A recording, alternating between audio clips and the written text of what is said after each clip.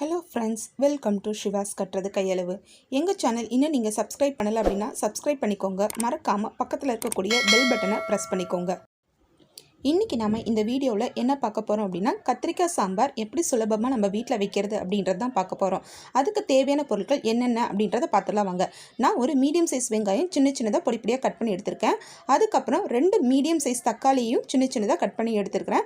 அதுக்கப்புறம் தாளிக்கிறதுக்கு கடுகு தேவையான அளவு, 1 கொத்து கருவேப்பிலை, தனி மிளகாத்தூள் 1 ஸ்பூனு, அதுக்கப்புறமா மல்லித்தூள் 1.5 ஸ்பூன் எடுத்துருக்கிறேன். அதுக்கப்புறம் சாம்பார் தூள் ஒரு 1.5 ஸ்பூன் எடுத்துருக்கிறேன். அதுக்கப்புறமா கத்திரிக்காவை நான் சின்ன சின்னதாக கட் பண்ணி தண்ணியில் போட்டு வச்சுருக்கிறேன். நம்ம கத்திரிக்காவை எப்பயுமே சமைக்கிறதுக்கு கொஞ்சம் நேரத்துக்கு முன்னாடி தான் கட் பண்ணணும். இல்லை அப்படின்னா கத்திரிக்காவில் நமக்கு காரல் ஏறிடும். அதுக்காக நான் அப்படி வச்சுருக்கிறேன். அதுக்கப்புறமா புளி ஒரு எலுமிச்சை அளவுக்கு எடுத்து 10 நிமிஷத்துக்கு முன்னாடி ஊற வச்சுருக்கிறேன். அதுக்கப்புறம் நமக்கு தாளிக்கிறதுக்கு எண்ணெய் தேவையான அளவு. அதுக்கப்புறம் நான் துவரம் பருப்பை ஒரு 100 கிராம் எடுத்து குக்கரில் 5 விசில் விட்டு வேக வச்சு எடுத்து வச்சுருக்கிறேன். அந்த பருப்போட தண்ணியை நம்ம தூக்கி எறிய வேணாம். இதை நம்ம சாம்பாருக்கு பயன்படுத்திக்கலாம். இப்போ நம்ம எப்படி நம்ம கத்திரிக்காய் சாம்பார் செய்கிறது அப்படின்றத பார்க்கலாம் வாங்க. சாம்பார் வைக்கிறதுக்கு நம்ம அடுப்பை பற்ற வச்சுக்கிட்டு அடுப்பில் நமக்கு ஒரு பாத்திரத்தை வச்சுக்குவோம். அதில் 3 ஸ்பூன் அளவுக்கு நம்ம எண்ணெய் விட்டுக்குவோம்.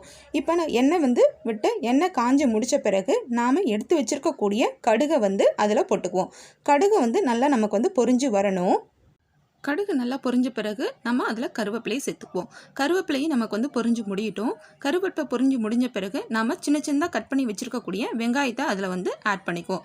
வெங்காயத்தை ஆட் பண்ணி முடித்த பிறகு அந்த வெங்காயத்தை நல்லா வணக்கி எடுத்துக்கலாம். வெங்காயம் நல்லா வதங்கின பிறகு நம்ம அதில் சின்ன சின்னதாக கட் பண்ணி வச்சுருக்கக்கூடிய தக்காளியை நம்ம ஆட் பண்ணிக்குவோம். தக்காளியை சேர்த்து முடித்த பிறகு தக்காளியும் நல்லா ஸ்பேஷ் ஆகிற அளவுக்கு வதக்கிக்குவோம். அப்போ தான் நம்ம குழந்தைங்க சாப்பிடும்போது அந்த தக்காளி வாயில் தட்டுப்படாது. அப்போ பசங்க எடுத்து போட மாட்டாங்க.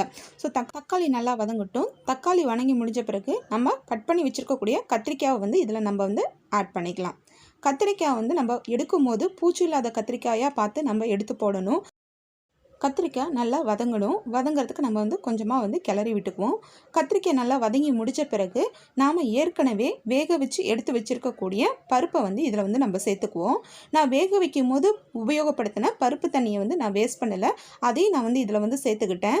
இப்போ உங்கள்கிட்ட பருப்பு தண்ணி இல்லை அப்படின்னா நீங்கள் கொஞ்சமாக தண்ணி விட்டு நீங்கள் எடுத்துக்கோங்க. பருப்பு தண்ணியை ஊற்றின பிறகு நம்ம கொஞ்சம் கிளறி விட்டுருவோம்.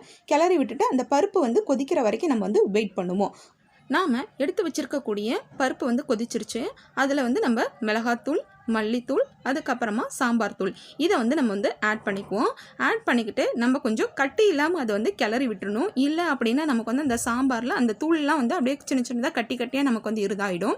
கட்டி இல்லாமல் கரைச்சி விட்ட பிறகு நாம் ஒரு கொதி வர அளவுக்கு வெயிட் பண்ணுவோம். ஒரு கொதி வந்த பிறகு நம்ம எடுத்து வச்சுருக்கக்கூடிய உப்பை தேவையான அளவு ஆட் பண்ணிக்குவோம்.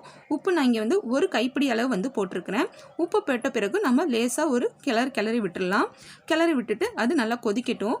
அதுக்கப்புறம் நம்ம கரைச்சி வச்சிருக்கக்கூடிய புளி தண்ணியை நான் தனியாக தண்ணியை மட்டும் எடுத்து வச்சிருக்கிறேன். அந்த புளி தண்ணியை இதில் ஆட் பண்ணிக்கிறேன். ஆட் பண்ண பிறகு அது நல்லா கொதிக்கட்டும். அது கொதித்து நமக்கு இந்த காய் எல்லாமே சேர்ந்து வெந்து வரும். கத்திரிக்காய் நமக்கு சீக்கிரமாக வெந்துடும். பார்த்திங்கன்னா நல்லா தெரியும். நல்லா நமக்கு நிறம் மாறி நல்லா கத்திரிக்காய் வெந்திருக்குது. இந்த சமயத்தில் நம்ம அடுப்பை ஆஃப் பண்ணிக்கலாம். நமக்கு கத்திரிக்காய் சீக்கிரம் வந்துடும். அதோட குழம்போட பச்சை வாசனை போகிற அளவுக்கு நம்ம வெயிட் பண்ணால் போதும். அது ஏற்கனவே நம்ம பருப்பெல்லாம் வேக வச்சு எடுத்துருக்குறோம். ஸோ நம்ம ஆட் பண்ணியிருக்கக்கூடிய மிளகாத்தூளோட பச்சை வாசனைலாம் போனால் போதும். நமக்கு நம்ம வேறு ஒரு பவுலுக்கு ட்ரான்ஸ்ஃபர் பண்ணிவிடுவோம். பார்த்திங்கன்னா தெரியும். நல்லா ஆவி பறக்க சுட சுட கத்திரிக்காய் சாம்பார் நமக்கு தயாராக இருக்குது. இந்த சாம்பாரை நம்ம எது கூட சாப்பிடலாம் அப்படின்னா நம்ம சாதத்தோட சேர்த்து சாப்பிடலாம். அதுக்கப்புறம் நம்மளோட டிஃபனோட போட்டுக்குவோம். இதை நீங்கள் உங்கள் வீட்டில் செஞ்சு பாருங்கள்.